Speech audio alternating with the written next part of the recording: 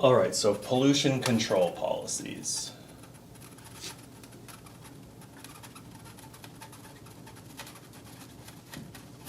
So we're going to look at three of them. The first is going to be a direct control. The second is going to be through taxation, so pollution taxes. So think about things like the carbon tax. And the third is going to be a cap and trade system. So we have some kind of tradable permits is often you might see this called tradable permits. And so in particular we're going to figure out that these two are efficient ways of reducing pollution. Well, this first one is maybe easier to implement, but maybe more costly. All right, so let's start off with direct controls.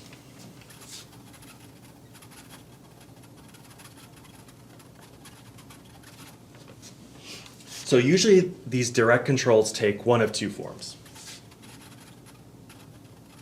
So usually take one of two forms. So the first one would be you have to use a certain technology. There's a law that makes it so you need to use a certain technology in the production of a good.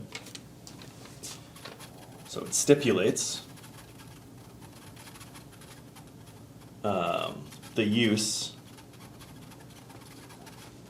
of a certain technology.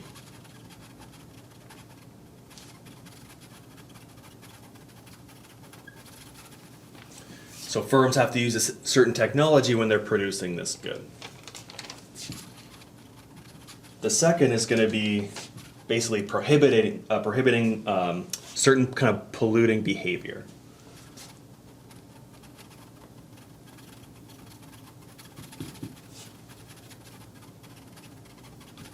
Certain kinds of polluting behavior.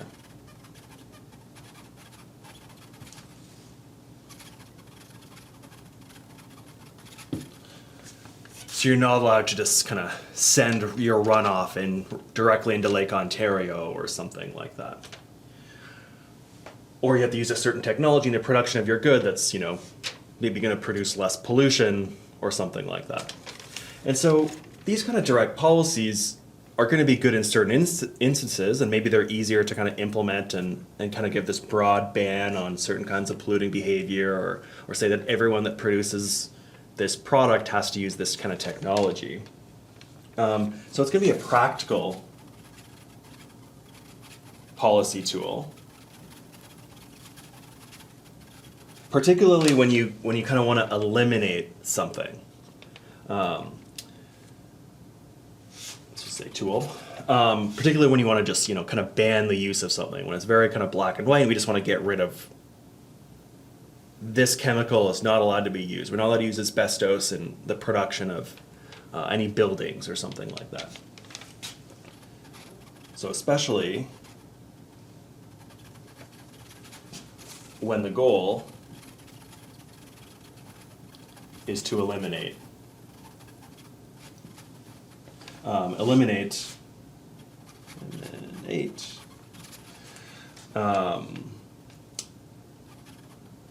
rather than reduce some type of pollution. So it's going to be very good in certain situations, but we're going to see that in other situations when we just want to kind of reduce the amount of pollution, there might be other better ways of doing this. So let's kind of quickly look at the inefficiency of these kind of direct controls when we're just trying to reduce some of our pollution. So the inefficiency of direct controls. Inefficiency of direct controls. And so when we're going to talk about inefficiency here, it means, are we reducing this pollution for the cheapest cost possible? That's what the inefficiency is. If the inefficiency is if we're not reducing it for the lowest possible cost. And so with these kind of direct controls, they're going to be usually inefficient. And let's kind of explore why. So suppose there are two firms.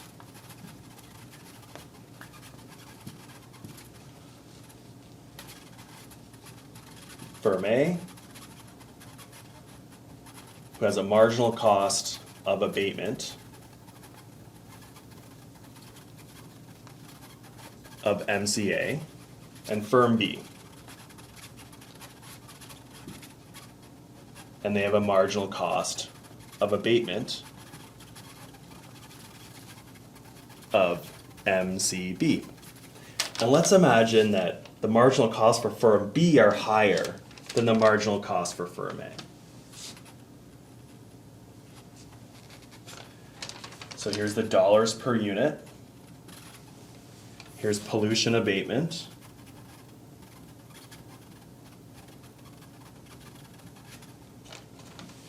So here we're going to draw the two marginal cost curves. So here's MCA, here's MCB. So notice that firm B's cost, this is just an assumption we're making, firm B's costs are higher than firm A. Well, if there's some direct control that comes about that says, this is how much pollution you have to reduce.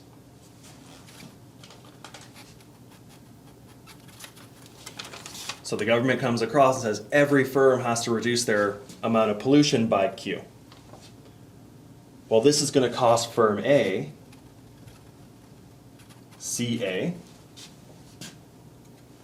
firm B, CB, in terms of that's the marginal cost at this level of pollution abatement.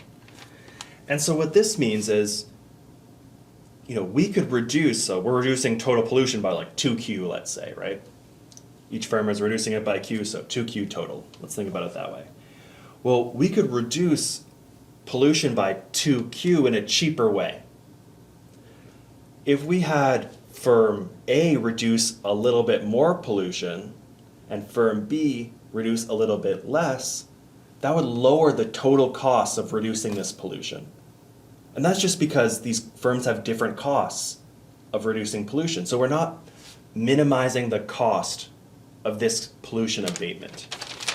And that's what makes it inefficient. So we do not minimize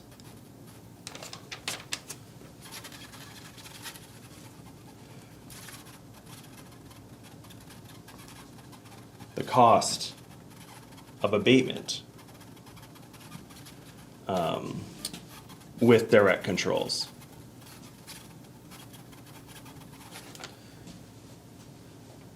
And in particular, think about in terms of what's driving this, is the fact that the marginal cost of abatement is not the same across all firms.